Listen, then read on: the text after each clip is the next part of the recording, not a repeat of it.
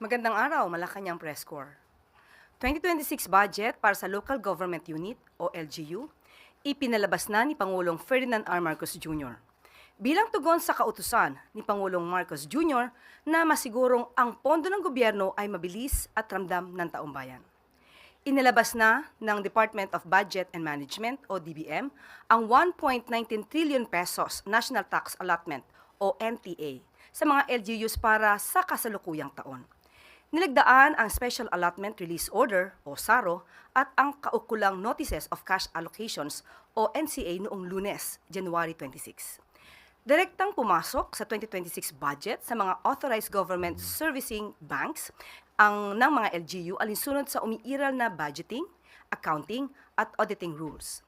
Ayon sa DBM, sa pangunguna ni Acting Secretary Rolando Toledo, ang buo at maagang paglabas ng budget sa mga LGU ay patunay na ang 2026 budget ay nakatuon sa pagpapaunlad ng pamumuhay ng taumbayan. Inuuna nito ang mga pangunahing serbisyo, pinalalakas ang lokal na pamahalaan at prioridad ang mas mabilis na paghatid ng mga programang direktang nararamdaman ng mga komunidad. Patunay din ito sa patuloy na paninindigan ng administrasyon ni Pangulong Marcos Jr. sa fiscal decentralization at ang pagpapalakas ng kakayahan ng mga LGU na gampanan ng maayos ang mga tungkulin na ibinababa sa lokal na pamahalaan.